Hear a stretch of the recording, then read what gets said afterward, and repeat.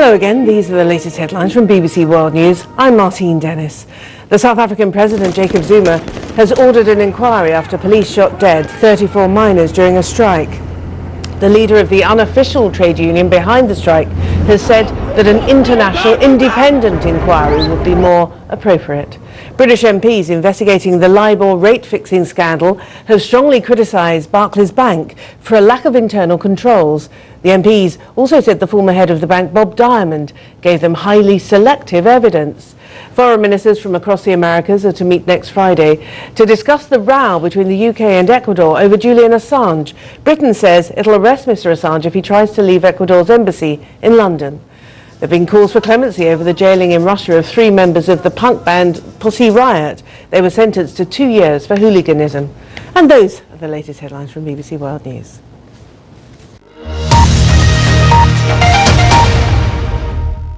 A window on finance and commerce in the Middle East. Now on BBC World News in Middle East Business Report.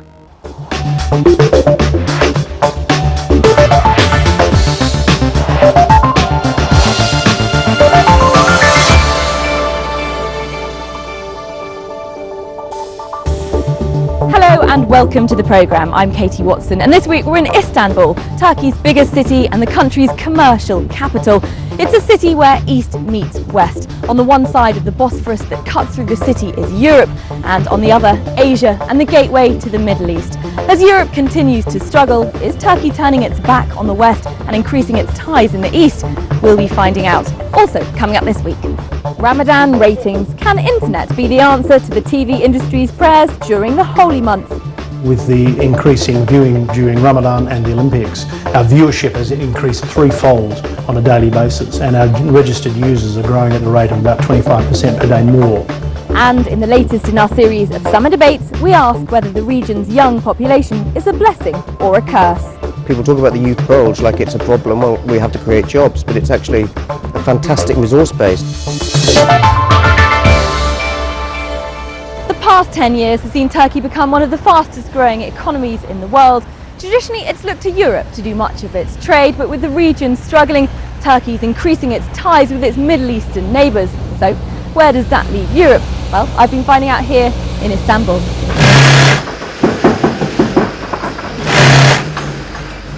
It's been a difficult year for this factory. Expensive leather coats aren't as popular among cash-strapped Europeans as they used to be. So the company's had to take a long, hard look at where it can make its money. The answer, it seems, is to look east. İşle ilgili en çok sıkıntılarımız Avrupa'da iptal olan siparişlerimiz var. The biggest problem we're facing is the cancellation of orders in Europe. Especially this year, we've had cancellations of orders in small boutiques, so we've had to change the way we sell there. We're producing more than we sell, so we're looking for new markets.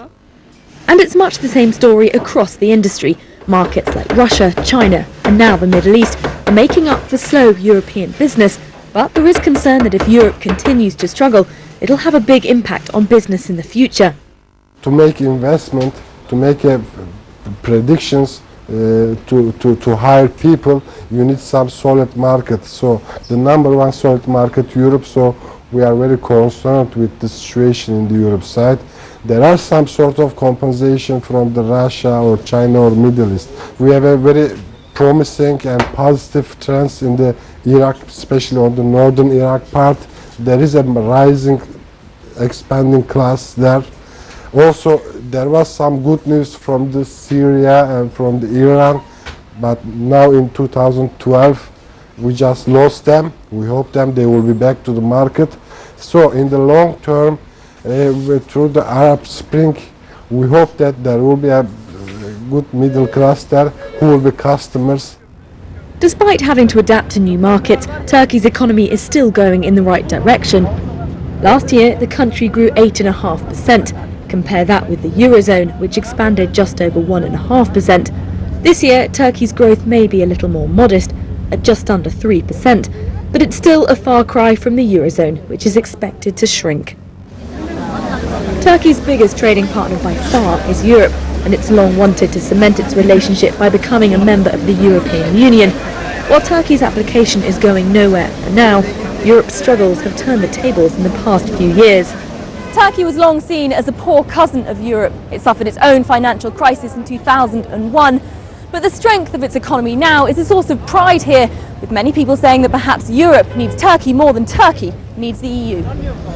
And there's a sense that being part of a bigger club is a barrier to growth. While the EU crisis lingers, people here think Turkey's recipe for success during its financial troubles a decade ago was that the government could make quick decisions for the country. So, as Turkey expands its trade horizons, is it turning its back on Europe? No, I don't want to say that the Middle East will probably be a perfect substitute for Turkish exports should the low growth in Europe persist for a long time. But the fact is a fact that for the time being it is serving as a substitute. I don't see any negative in Turkey trying to exert more influence over the Middle East. This government may have given from time to time the impression that it is actually steering away from Europe and looking more towards Middle East, but I wouldn't interpret that as Turkey basically steering away from Europe, period, and getting closer to the Middle East. I think the business community is as dedicated as it was before to integration with Europe, and I think that part of the process is still underway. It continues. With Europe faltering, Turkey may have to navigate choppy waters for a few years to come. But the narrow strait of the Bosphorus, taking trade from east to west, is testament to the fact that it'll need both sides to play a part in a successful economy. Now, television audiences tend to soar during the holy month of Ramadan as families settle down in front of the box for the evening after breaking their fast at sunset. It's a good time for networks to launch new programmes and for advertisers to up their budgets. And this year it's also proved fruitful for introducing new ways of watching television, as Jonathan Fruin now reports from Dubai. So this is the site. We're going to choose a movie here, let's say Dolphin Tale, and as we can see here, it's available, so I can just directly add it to my queue, and it should arrive in about an hour. Chris is an entrepreneur whose high-speed DVD movie delivery service is growing quickly in Dubai, but he's got his eye on a bigger prize. It's all about convenience. Basically, we deliver to your door. The next level of convenience would be to have it delivered directly to your screen or your TV. So we partner with 2 studios in Egypt, one focusing on TV series, another on full feature films. These are all Arabic content. And it's especially important for us during Ramadan because a lot of people stay at home and they're watching movies during the day and they want the comfort and convenience of being able to watch at your demand from their homes. And what's holding you back from taking the next big step? You know, before we take the investment, before we actually go ahead with this project, we want to make sure that we have enough viewership. Because if we don't have that, you know, we're not going to get money from advertisers, we're not going to get money to pay the content providers, and it's just going to collapse. But big TV players recently joined this market, and it would appear that there is a demand. They have a choice. They can watch the latest movies. This pay TV broadcaster recently launched an internet catch-up TV service and has seen phenomenal growth, albeit from a relatively low base, this Ramadan. Coinciding with the start of the Olympics, we launched the tablet version of OSN Play. And with the increase in viewing during Ramadan and the Olympics, our viewership has increased threefold on a daily basis, and our registered users are growing at the rate of about 25% per day more than prior to launching the tablet. So they're not just now wedded to watching content when they have access to their television screen. They can now watch content anywhere throughout our region. So if a subscriber from UAE is travelling to Morocco, they can use their Play device and they can watch content that is available on their TV screens on their player as they travel.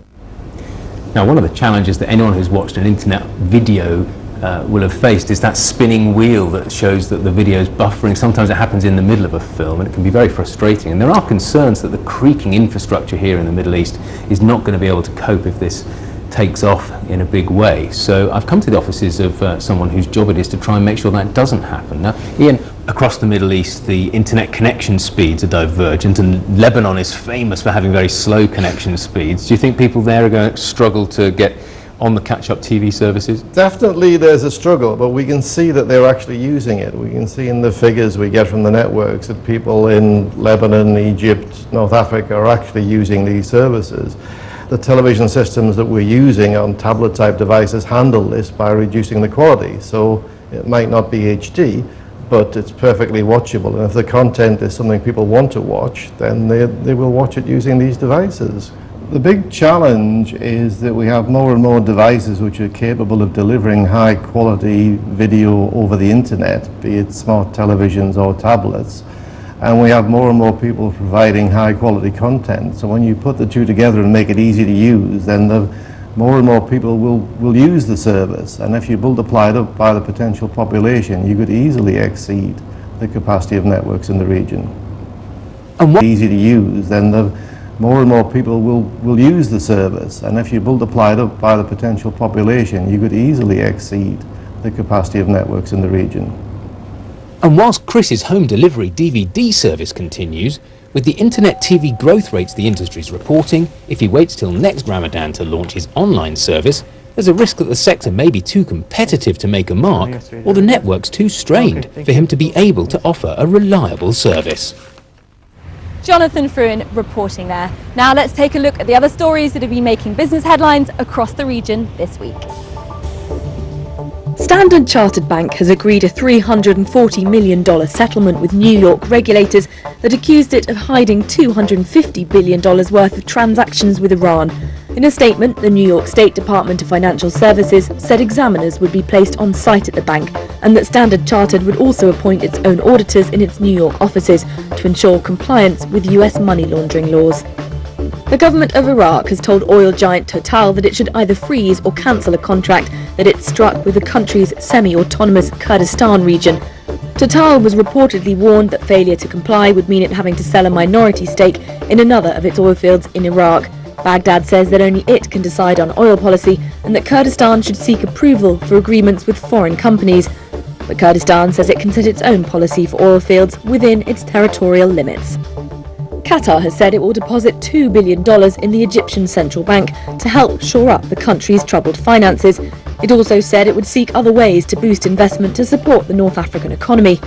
The latest pledge from Qatar is one of several assistance packages it has granted in the past year, with the aim of helping governments across the Middle East and North Africa in the wake of the Arab Spring.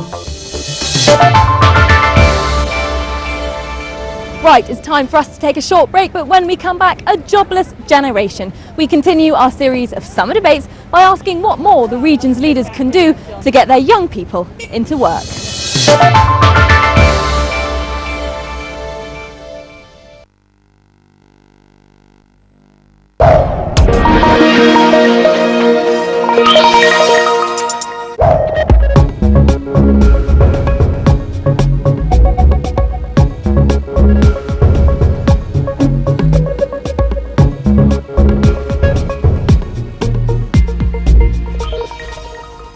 Hello, I'm Rajan Datar from Weekend World, bringing you Greece Direct. Paddy O'Connell meets working people in the capital Athens. I'll be travelling across Greece to the islands and towns, finding new ways to attract foreign tourists. And in my country, we get an insider's perspective. All that